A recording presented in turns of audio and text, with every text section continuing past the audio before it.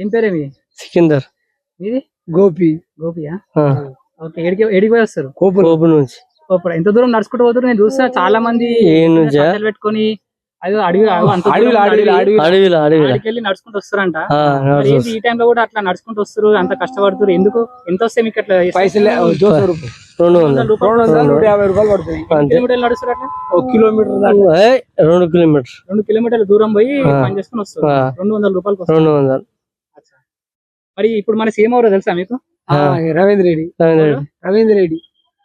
Reddy. Okay. అయితే ఇప్పుడు అందుతున్నాయి మళ్ళీ పథకాలు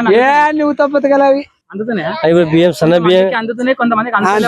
సన్న బియ్యం కూడా ఇచ్చిండు, మన కరెంట్ కూడా ఫ్రీ చేసిండు, మన ఇంకా బ్యాంక్ మాఫీ చేసిండు. కొన్ని అయినాయి కానీ అన్ని కాలేవు. చేస్తానే ఉంటారు. మొన్న ఇంటర్వ్యూ చూసిరా మీరు? ఏమంటున్నా అంటే ఇప్పుడు పైసలు లేవు, ప్రభుత్వం నన్ను కోసిన రూపాయి రాదంటారు. విన్నారా మీరు? మొన్న అన్నారు కదా. మరి ఇప్పుడు దాని ప్రభుత్వం నడపడం కోసం ఏమంటుండే ఆయన?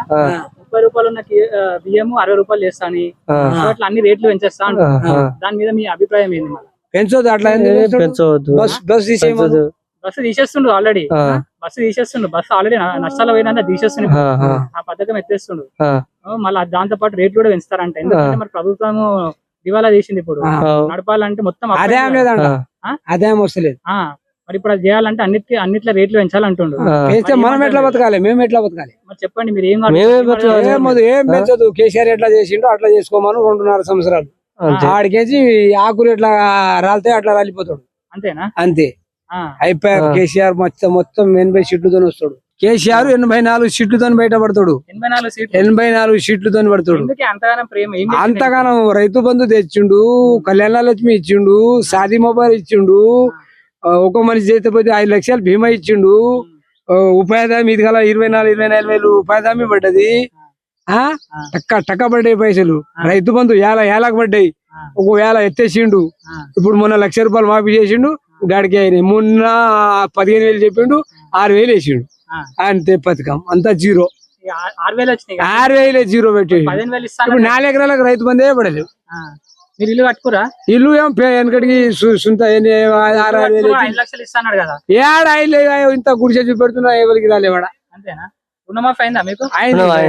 కొంచెం అయిందా? 2 లక్షలు ఆయన నెలకు అయినాయి కానీ జీరో అయినాయి. అంతేనా? మరి ఇప్పుడు మీరు ఏం అడగదలుచుకోరే ప్రభుత్వం? ఏం అడగదు, ఏదో గడుపుమను. ఏం అడగ సున్నా ఓటు రాదు పోటు రాదు. మంచిగా చేయమని చెప్తున్నాం. దేశానికి మంచిగా 160 ఉండే బీరు దోశ చేసిండు, అందులో తీసుకుంటూ పైసలు. అంత దుబారా మాటలే అవి. మీ ఊరికి ఏమైనా వేసారా మళ్ళీ ఇక్కడ? ఎట్లా ఉన్నా చూడు, ఆ రోడ్ చూడు. ఎప్పుడు వేసి రోడ్? అది కేసీఆర్ రోడ్డు లేదు, డాంబర్ లేదు, ఏం లేదు. మరి మీరు ఎవరైనా అడిగిరా? మీరు ఎప్పుడు మొత్తం ఆడ మా సీఎం కానీ ఈడ ఎక్కువ సీఎం అయిపోయింది. అంతేనా? ఆడ సీఎం ఎట్లనో ఈడ ఇంత సీఎం అయ్యింది. అవునా? ఇక్కడ ప్రజలు చేయనిస్తలేరా? పార్టీ నుంచి.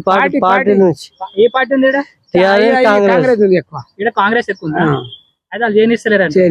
చేయనిస్తలేరు, వాళ్ళు చేస్తలేరు.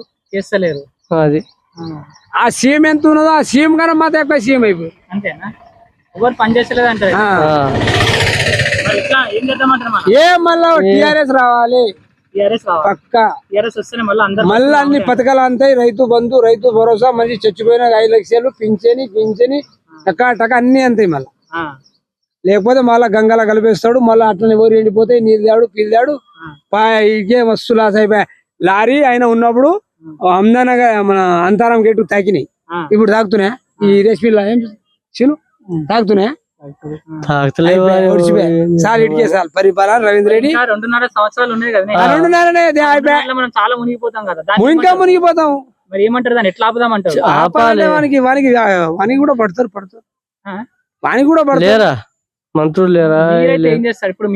మీరు ఏం చెప్పదలుచుకోరు? అట్లా మేము 1 రూపాయి పెంచొద్దు. ఈ కాడికి మీరు 30 రూపాయలు పెంచిండు. ఒక రోడ్డు కూడా వేస్తలేడు. మొత్తం అడిగి ఇగో మేము 2 నెలే ఒక దాటి నుంచి 1 రూపాయి పైసలు పడలేదు.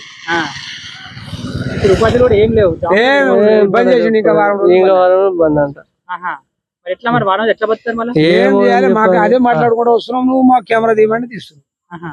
అది అరే అక్కడ వరకు తీద్దాం వీడియోని, అక్కడ వరకు తీసుకోదాము, అలా ఏం చేస్తారో చూద్దాం. మళ్ళీ ఇంకేమైనా చెప్పదలుచుకో ఏమో చాలు, ఇటుకే చాలు, మూసుకోమో చాలు అయిపోయి.